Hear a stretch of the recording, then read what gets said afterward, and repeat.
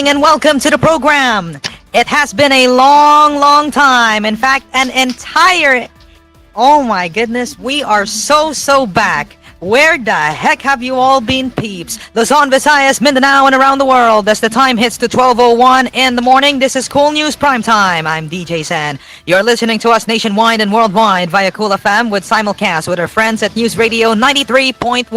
We start our broadcast tonight with the National Bureau of Investigation has arrested a vlogger for manipulating a statement by President Ferdinand Bongbong Marcos Jr., falsely making it seem as if he was advocating drug legalization. According to a report, the NBI said the altered post was shared on Facebook. According to NBI Chief Jaime Santiago in Tagalog, unti-unti na kami, kumukuha kami. Nakikipag-cooperate sa amin ang Facebook, nakikipag-cooperate ang TikTok. Ito na po. Kaya warning sa kanila, hindi namin sila tatantanan. The vlogger admitted to earning money from spreading fake news.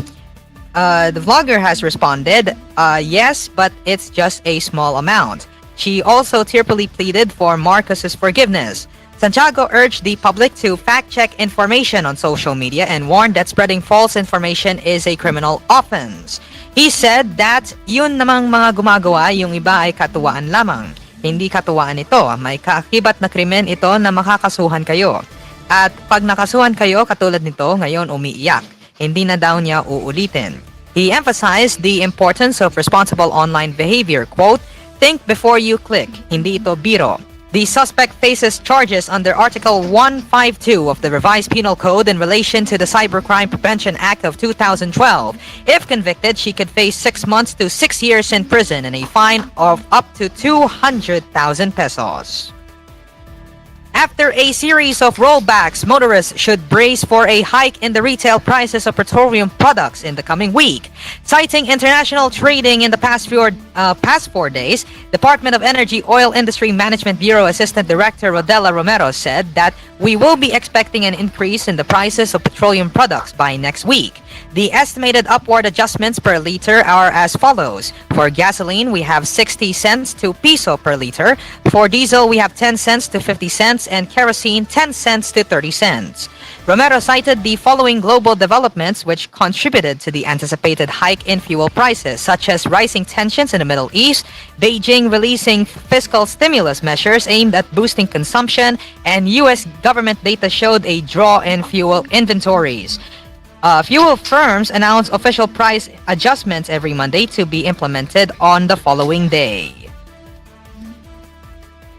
In other news now, as a fire that broke out at a residential area along Mulabi Street in Barangay 145 in Pasay City has been raised to third alarm. According to a report from the Bureau of Fire Protection on Friday, the fire was reported at 4:57 p.m. The residents affected by the fire littered around the street while responders worked to put the fire under control. Jennifer Camado was waiting at the side of the street with a small backpack for firefighters to save her home. She said that the fire began before 5 p.m. and then the explosions were continuous and the fire got stronger. Earlier, I was just asleep. Then the godfather of my partner climbed up.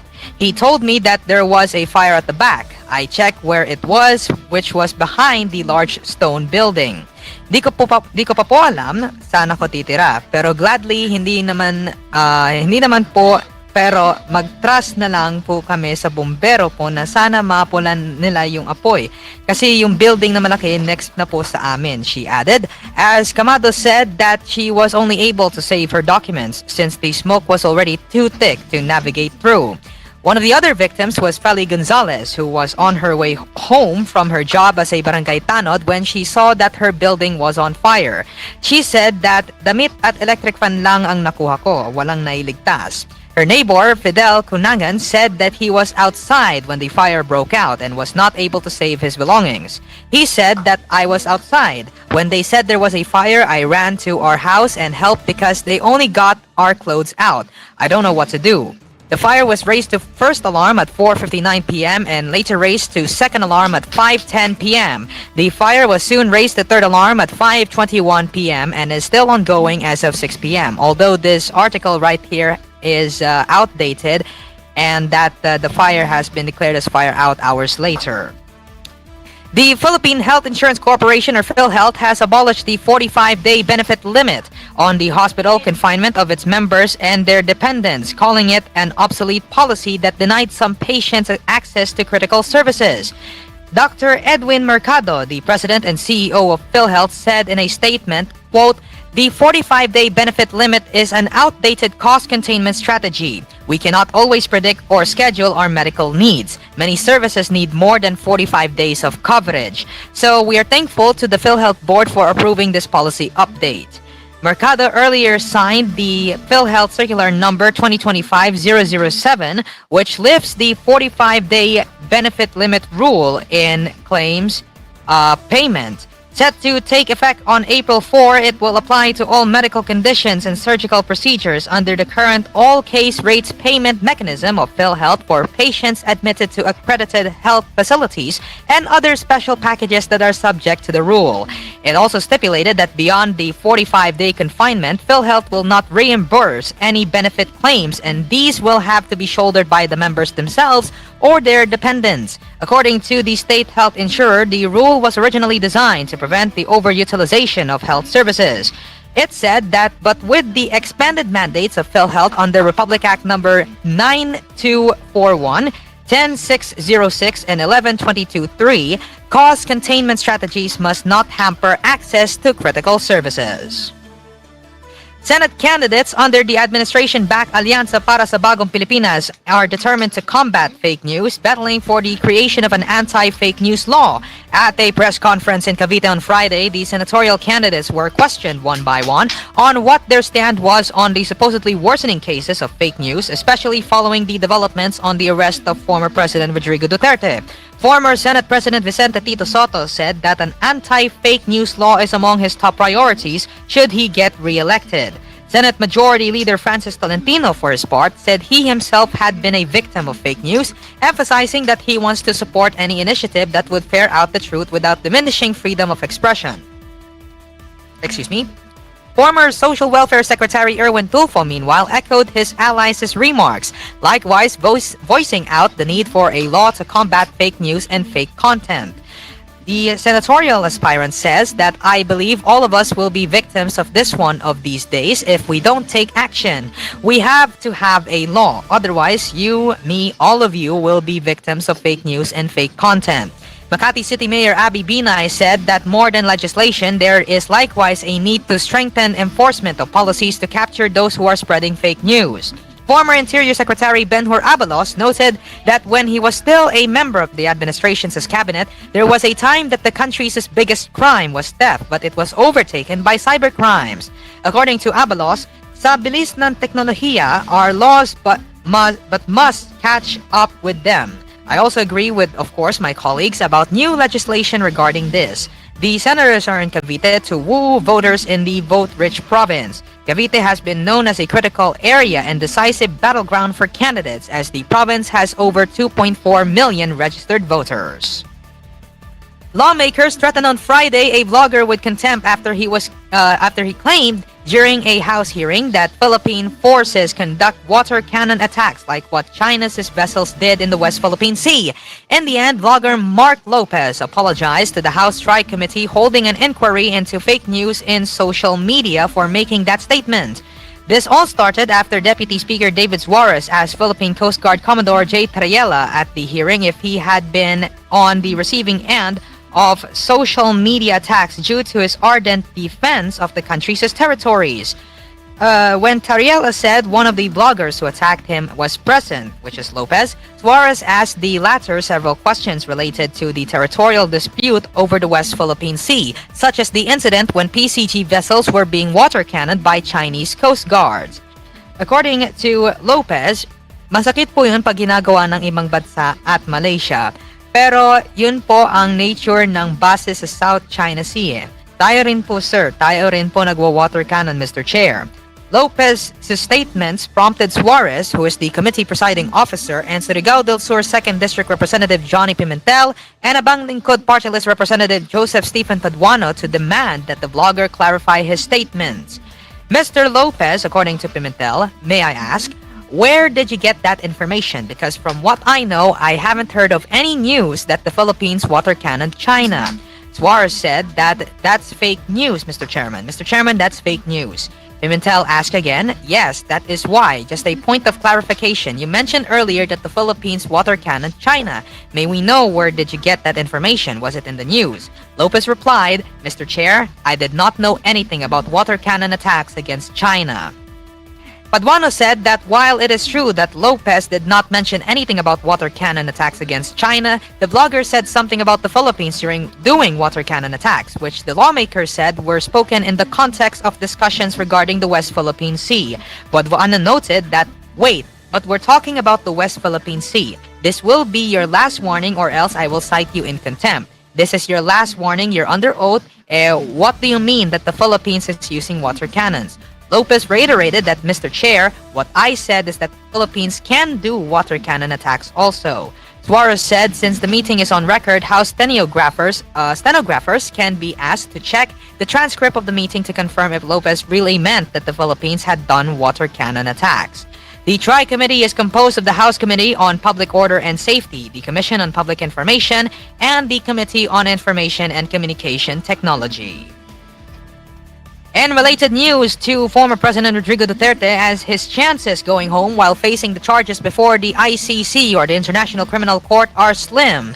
According to attorney Joel Botuyan, an ICC accredited lawyer who was invited to a palace press conference, quote, I don't think he will be able to return. It depends on the ruling of the ICC because it is under the jurisdiction of the ICC. So it will be the ICC that will decide whether he can return or not.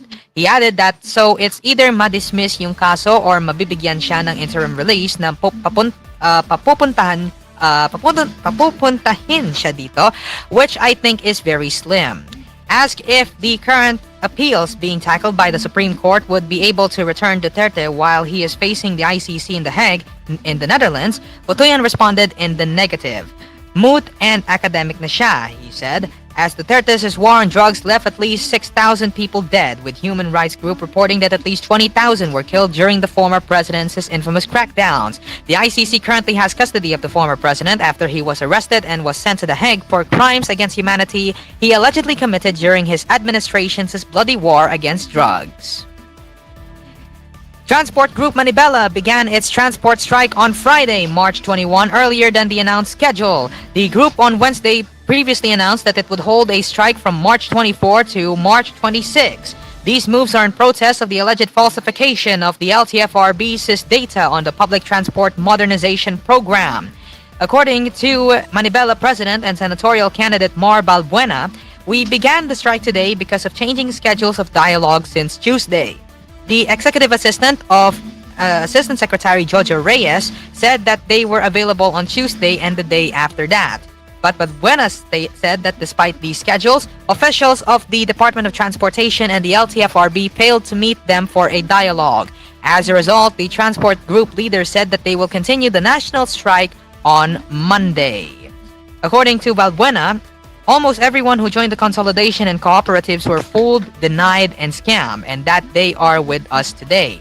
In December, the LTFRB announced that 86% of all PUVs in the country has joined the program. It added that 164,137 consolidated units out of 191,730 PUVs became part of the transport cooperatives or corporations. As the time hits to 12:14 in the morning, don't go anywhere. The news continues when koolNews Primetime returns after the break.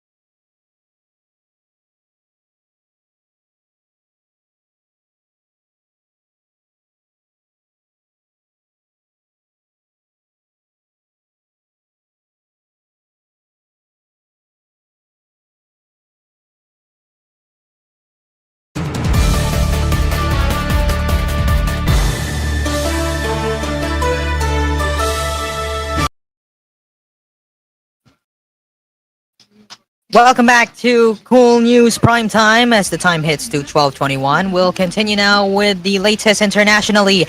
As Elon Musk's social media platform X has filed a lawsuit against the Indian government over its use of takedown orders to request social media content be removed.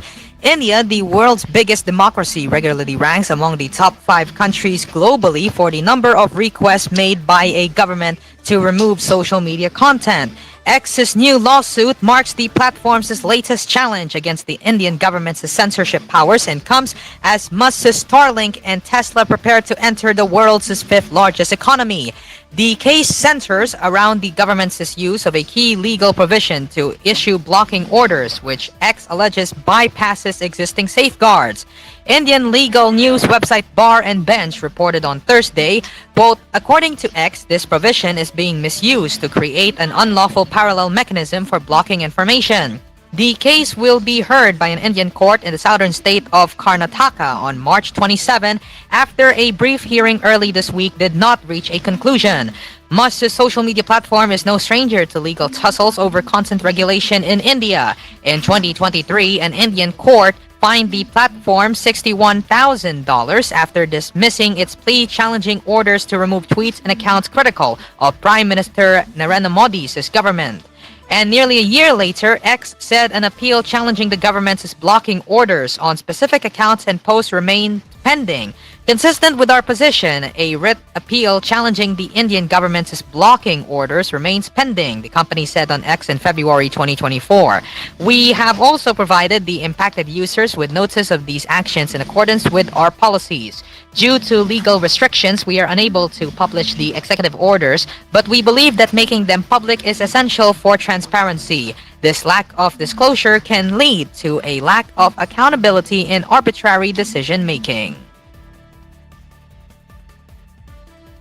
Sir Keir Starmer, the Prime Minister of the United Kingdom, has issued a warning to Vladimir Putin that there would be severe consequences if Russia broke any peace deal with Ukraine. The Prime Minister made the punishing remarks during a meeting with officials from 31 countries at the Northwood military base as part of efforts to galvanize his, quote, coalition of the willing into a viable plan for a peacekeeping force in Ukraine.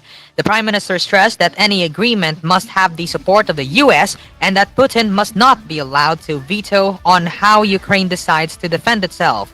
The Prime Minister said that that's why we need a forward-leaning European element, which is what I've been working on intensely and obviously with the French, that brings these allied countries together and beyond. The point of the security arrangements is to make it clear to Russia there will be severe consequences if they are to breach any deal.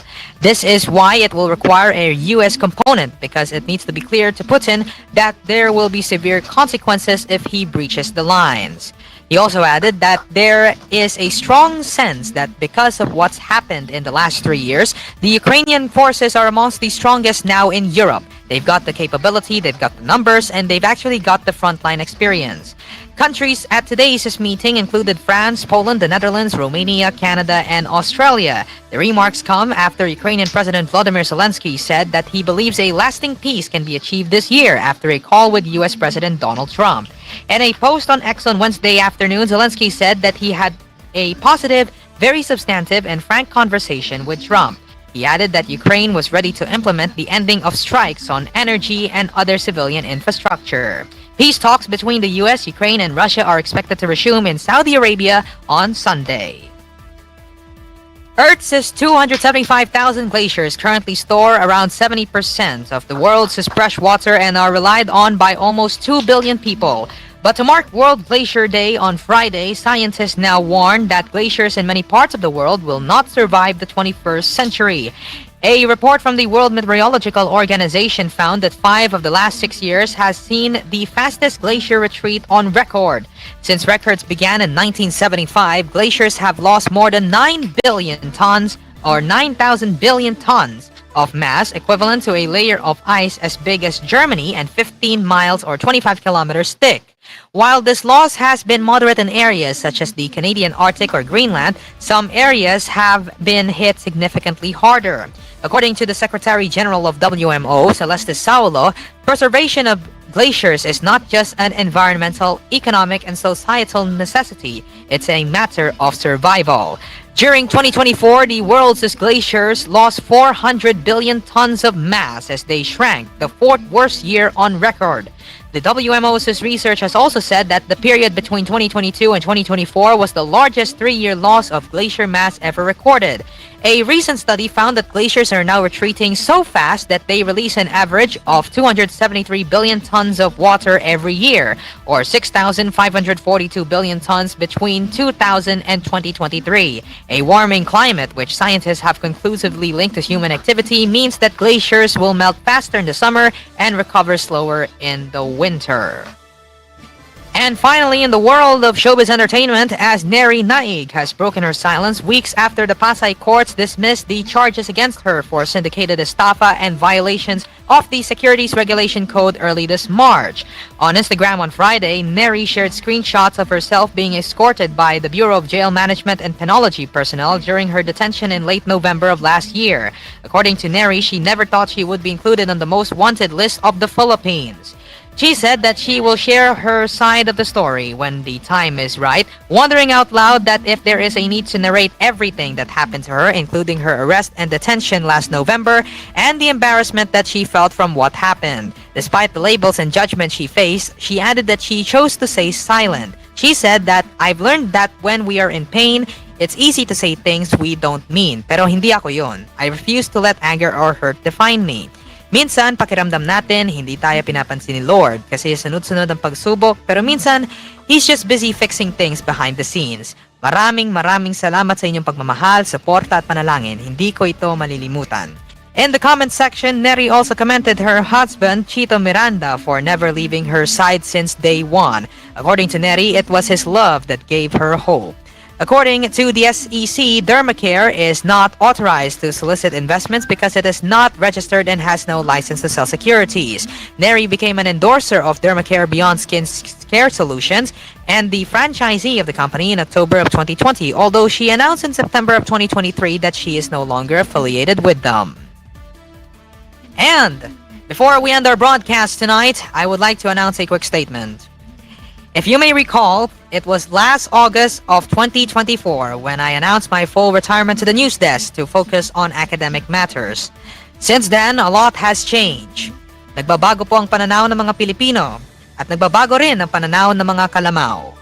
Starting tonight's broadcast, I will officially come out of retirement to bring you the latest news as it happens once again, as I will be anchoring koolNews at noon every Fridays at 12 noon and koolNews Primetime every Fridays and Saturdays at midnight. The mission stays the same, to bring you all the information you need and deserve to know. So stay with us, only right here on Kool FM. And as the time hits the 12:29 in the morning, that is it for tonight on koolNews Primetime. For more news, updates, and information, keep it right here on Kool FM. Your feedback is very much appreciated. If you wish to send one, send it at tvh.philippines.news@gmail.com. From the station that cares for you, I'm DJ Sen. Until then, hope you have yourselves a very good morning. Stay safe and take care. Enjoy the start of your weekend. Go have yourselves a peaceful sleep. This is Kool FM. This is your station. This is your home. Mabuhay ang Pilipinas!